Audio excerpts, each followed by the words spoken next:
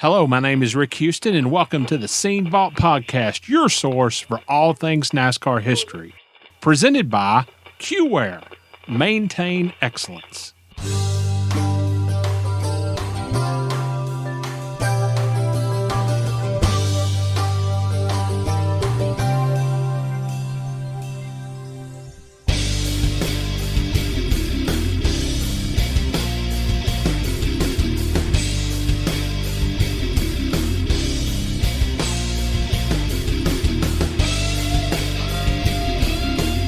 The day NASCAR and all of us associated in any way with NASCAR forget its past, that's the day we don't have any future. The year 2000, you're driving the Midwest Transport car, and there are a bunch of D&Qs. And was there ever a point where you considered throwing in the towel and walking away from the sport? Yeah, probably too many to count.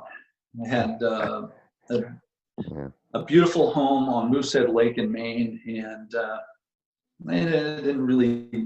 I didn't think in terms of, all right, I got enough money, so I'm good, because I just didn't think along those lines. But I had a lot to live for, and for the first time in my life, racing wasn't enjoyable. It just really was. It was heavy lifting, but I also remember this tug of war I had with myself, that I feel great. I'm roughly 3 years removed from the injuries. I led 70 laps at New Hampshire in that car. I led a bunch of laps at Rockingham in that car. That was a tiny, a James Finch type car. And I'm not sure we were even up to that standard. We were doing some remarkable things, but I could not convince the world, the racing world, the people that I needed to convince. I couldn't really convince them that I was worthy of another opportunity, like I had gotten with Rick Hendrick. And then along comes Cal Wells, and those were the glory days.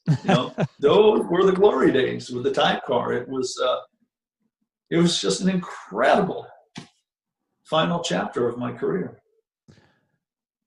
Ricky, also in the year 2000, there is this huge debate over safety after we lost Adam and Kenny and Tony. And after everything that you had been through, you are a spokesperson for safety, and you must have had some kind of opinion about what was going on and everything that was all the furious uproar that was taking place about what should be done, and everybody had ideas. Yeah. What was it like for you to be in that position? Well, I have to say that, like the description of 1998, some of 97, was probably too insecure to be of any value. I was very sensitive about weighing in on safety issues. Were you really? Because I felt there would be a perception that if I choose to champion safety over performance, safety over desire, safety over being a cup winner, then owners would look past me, and I would be, I didn't want to be a spokesperson for safety. I wanted to win a cup race. I can tell you the people closest to me in 1990, second half of 97, 98, 99, and 2000, for about 3.5 years, I was not an enjoyable person to be around. I had worked my entire life to win at NASCAR's Cup Series level. My entire life. I aspired to be a race car driver when I was 5 or 6 years old, sitting in the grandstands watching my dad compete at Speedway 95 in Bangor, Maine. And early in 1997, as you point out, Rick, first race for Hendrick Motorsports, third in the Daytona 500. After Rockingham, Jeff's leading the points. I'm second in points. It all disappeared. I was this close, and it all disappeared. So 3.5 years later, I was laser focused on what my objective was, what my message was, and it was primarily centered around convincing people that I was 100% healthy and worthy of the next opportunity. Now, having said that, because I don't want to sound crass, I don't want to sound dismissive. When we lost Clifford Allison, Adam Petty, Kenny Irwin, those three drivers were colleagues. They were casual friends. It was people that I competed against and I knew. And I'd be lying if I said to you that didn't have a profound effect on me as a human being. It had an effect on everyone. And I would say, generally speaking, we probably all were affected the same way. Like, okay, I know there's risk, but I never considered dying. And I compartmentalized that because I'm on the opposite end of the equation. I'm not thinking about how many races I've won and is it time to hang up the helmet. I'm thinking, what am I going to do to win a cup race? To get an opportunity so I can win a cup race. I've won in everything but cup. And I really just moved past it. And I can say that I did that up until February of 2001. And that really changed. That changed the entire garage area, really, for obvious reasons. Well, in 2001, you do hook up with Cal Wells. Now, this is a much higher quality organization than what you had been with. Even so, given your desire to win, even so, how much pressure did you feel to perform in that car? Well, Steve, I felt pressure, but I was equipped, and here's why. The pressure I felt to perform in the Tide car was insignificant compared to the pressure I had felt the 3.5 years prior to try and land an opportunity to perform. Right. Yeah. And I really believe that all of what I had gone through galvanized me for the opportunity. And we were very fast, right out of the gate, all the way through the season. We just found ways to lose, but we finally put it together toward the end of the season. Ricky, you do have some pretty decent runs that year. You're fifth at Rockingham, you're fourth at Dover, you sit on the pole and finish second at Michigan, and then you go to Martinsville in the fall, and that race wasn't a gimme. You and Dale Jarrett are racing for that win. What do you remember about that day? I remember Kevin Harvick and Bobby Hamilton getting into it. And all of a sudden, it's the moment. It's like, I'm not at Daytona. I'm not at Talladega or Texas Motor Speedway, tracks that maybe didn't play to my strength. I'm leading the race, and I'm at Oxford Plains Speedway. I'm at Unity Raceway. I'm at Speedway 95. This is my forte. It's always been my strength was short track racing. And I honestly remember making up my mind, not today. Not today. And when we went under the checkered flag, as difficult as the race was,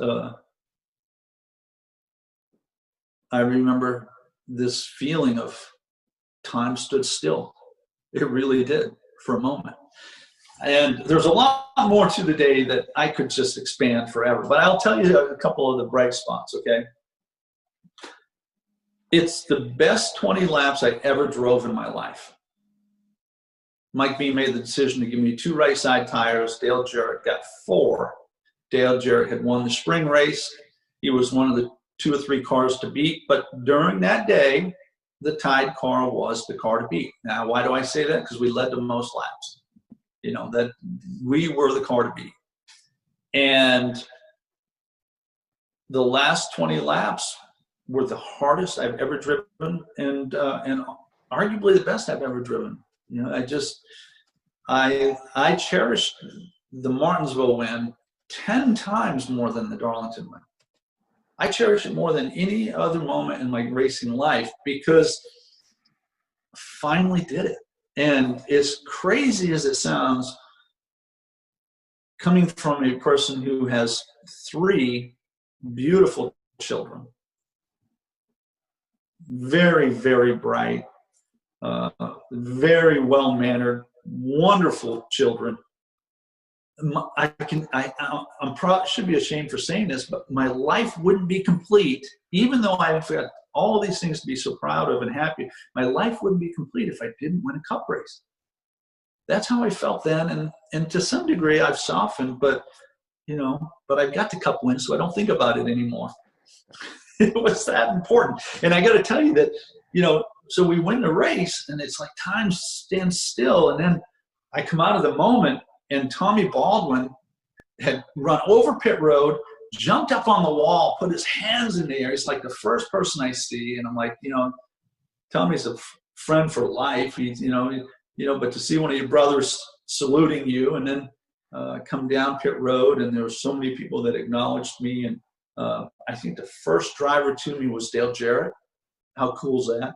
He's somebody I always admired his family. I remember Jeff Gordon coming over to Victory Lane and just saying, okay, there you go. Took longer than it should have, but you got it and you deserve it. I remember Mike Helton walking into Victory Lane like he was John Wayne, just as proud and strong, and big burly Mike Helton sticks his hand out, and I could see almost felt, maybe I'm putting a little too much Hollywood into this, but I almost felt like Mike was a little bit emotional about it, like, I'm happy for you. You've had quite a journey. And you always remember the people that contributed along the way, kind of like, your family. You don't want to let people down that contribute, right? And I remember seeing so many of those people after winning Martinsville, and say in the next hour, or hearing from them. And those are the things I'll retain for the rest of my life. Ricky, you go from that in 2001, and then in 2003, what's widely regarded as one of the greatest finishes of all time. I know that you've been asked about that day a million times, but you've got a picture of the finish hanging on the wall behind you. When you see that picture, yeah, what do you see? What do you think of? Well,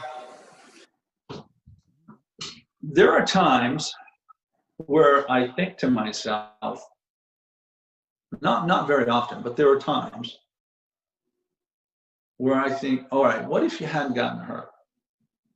Could you have won a title?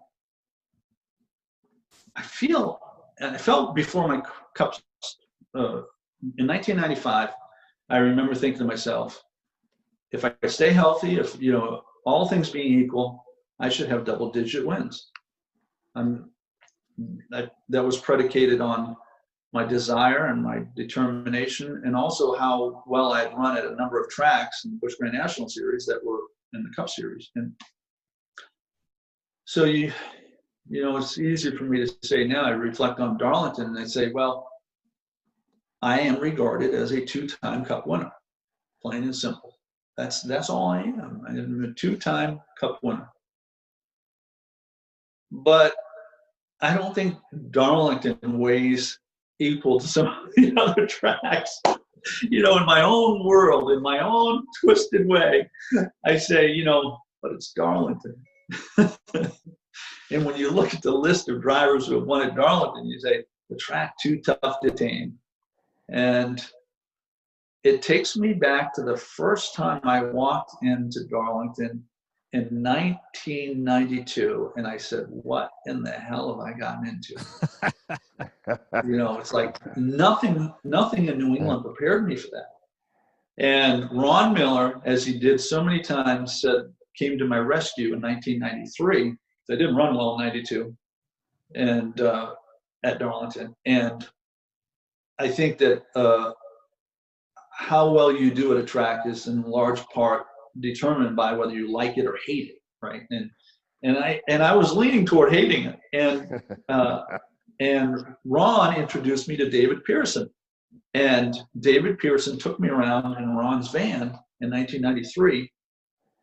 And I gave him the utmost respect for the most obvious reasons. I mean, he's one of our icons. And I was so skeptical. I wouldn't admit this for years, but I was like so skeptical sitting in the passenger seat and listening to him describe, all right, he'd stop the van and say, all right, what are you doing here? And I say, well, I'm still full throttle. And he goes, really? And he goes, okay, I want you to start lifting right here. And I was skeptical because I was like, all right, I know he's the greatest ever to compete at Darlington, but I'm saying to myself, Mr. Pearson, it's been a long time since you raced. And so then I say, okay, sir, I understand. And I made a mental note. I have a marker on the track of where he said I should be lifting.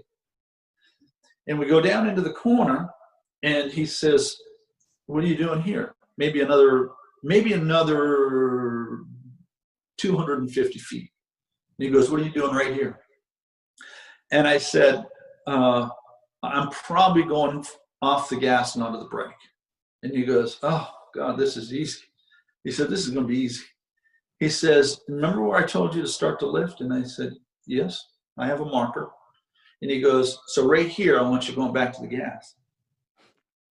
And I said, we're entering the corner. I haven't even gotten to the apron yet. I said, we're entering the corner. I swear to you guys, I swear to you, 2 hours later, I sit on the pole in the Busch Grand National Series, 1993. Look it up. I think Ward Burton was outside pole.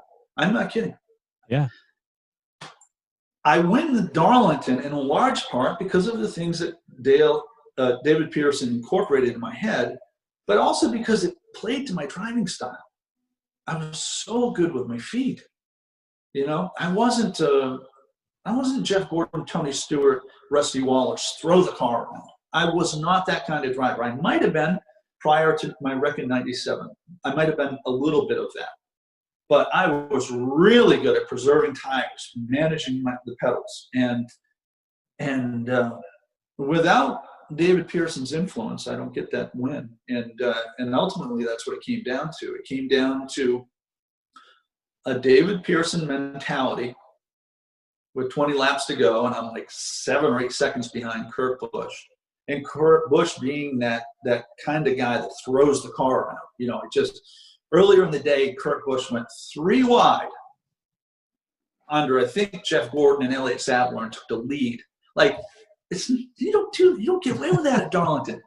Darlington, the track, philosophically, usually slaps the hell out of you for making a 3-wide lead pass, for the lead. But that's how Kurt drove, and he was brilliant on that day. But I feel like he forgot where he was racing, and he just burned the tires off the car, and I was just soldiering on. The following year, you do part ways with Cal after New Hampshire in the fall, and then you do a one-off race with Joe Gibbs at Talladega later in the season. Were you looking for another ride at that point, or were you pretty content to be stepping away from the car and maybe looking at television? I was done. Yeah, I was done. I hadn't really, I hadn't completely come to that conclusion, maybe, or I hadn't come to grips with it, but it was very clear. The handwriting was on the wall to some degree after I won Martinsville. If you go back to 2001, when I won Martinsville, we still had many good races after that. And in fact, the following year, I think we won the pole position in 2 of the first 4 races, and we were legitimate throughout the year, and of course won at Darlington. But my best days were behind me, and to some degree, after the injuries of 96 and 97, it was about winning a cup race. My objective changed from what it was, say, in 95. Without really confiding in anyone, I kind of I had a pretty clear understanding of what my capacity was as a race car driver, and I was done. And I got a call from Jack Roush. He said, "What are you doing?" And I said, "I'm on my way to Home Depot." And that's pretty much what I was.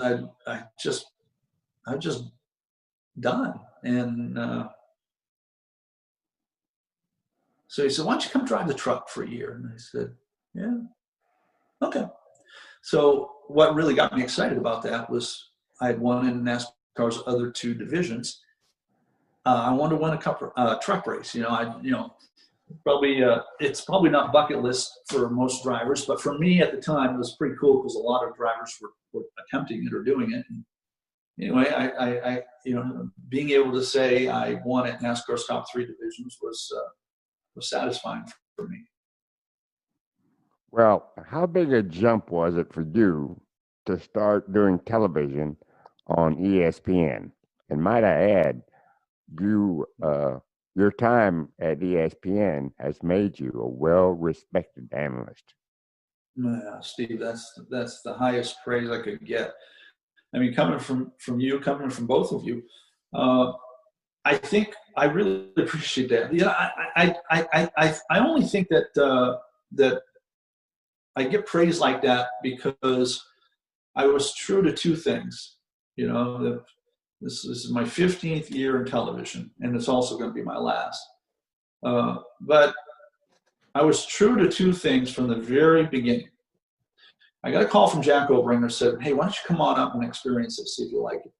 And at the time, I was bored to tears, and I said, "I'll be on the next flight." I went up, and I loved it. And what I loved about it was that it challenged me. I was no longer treading water. I had bought a farm from Benny Carson's, and when Jack Obringer called me, I was literally on my tractor mowing one of the fields. I mean, that's and it sounds like like utopia. Oh, that's what we're going to do: retire and own a farm. Or if you get the chance to do it, guys, don't. Okay, I was so damn bored, and so live television, it was vibrant. I was back in the game. I felt like I had something on the line. I'm taking some risk. And because I want to be good at it, and I made the decision then that I'm not a marquee name. I'm not a former champion of the Winston Cup series. So I have to contribute in a different way. All of my television has been predicated on my experiences and saying what I absolutely, truly believe without trying to embarrass someone or make somebody uncomfortable. And those are the 2 things that I've stood for, and they've served me well. And, the thing about television that was so much fun, has been so much fun, is that it requires such an enormous group of people to be successful, just like a race team. Yeah. And, obviously you're front and center when you're in front of the camera, but you still have so many people assembling the car And your day is determined not only by your performance, but if the guys got to hit all 5 lug nuts, right? Every stop, and television is just sort of an entire reflection of a race team to me. I love that part of it. After a couple of years with Fox, you announced earlier this year that you are going to be retiring at the end of the year. What went into that decision? I think just the opposite of what I described. That 15 years ago, it's vibrant. I just couldn't wait for the next show. I was contributing. I felt like that. Really even today, but it's diminishing. And it's diminishing in part because I haven't been in a race car for a long, long time. There are many drivers that have come into the equation that are more relevant in that regard. And, the scary thing is that I don't feel like I love it the way I once did. And I never, ever, the 12 years I was at ESPN, I never felt like I don't want to do this anymore. And even the first year with Fox, it was like, all right, there's a little different way of doing things. It's a different application, a little different platform. So that challenged me. But I'm 54 years old, and there's a few other things, like I'm looking for the next challenge. And that right now, that's absent in my life. Now, could that exist in auto racing? Perhaps. But I'm at peace with the fact that I've had 2 great careers. I spent 25 years racing cars, and then I've spent 15 years as a NASCAR analyst on 2 outstanding networks. So I'm, I want a third career that complements those 2, and then maybe I'll go back to farming. Well, speaking of that third chapter, you posted on Facebook a week or so ago that you had made an investment in that third chapter of your career. What does come next for Ricky Craven? Well, I don't want to get out over my skis, but what I'm anticipating and what I'm hoping will help take me back to New England. I don't think I'll ever live in New England year round again, but I am part of New England, and New England is part of my DNA. And I'm proud of all of the people that supported me when I was in this pursuit of being a big-time NASCAR driver. I want to reconnect with a lot of them, and so we'll see. We'll see, Rick. I've got an ambition. I have an idea. I just, I'm probably in the middle innings of that concept, and hopefully it materializes in the next 3 months or so. All right, cool. Well, Ricky, it's been enlightening, my friend. Very enlightening. Thank you. Yeah, thank you both. You mean a lot to me, and we spent a lot of time together. Crossed paths a ton, yeah. And today reminds me, oh my gosh, you do need to slow down and connect with your friends and your colleagues.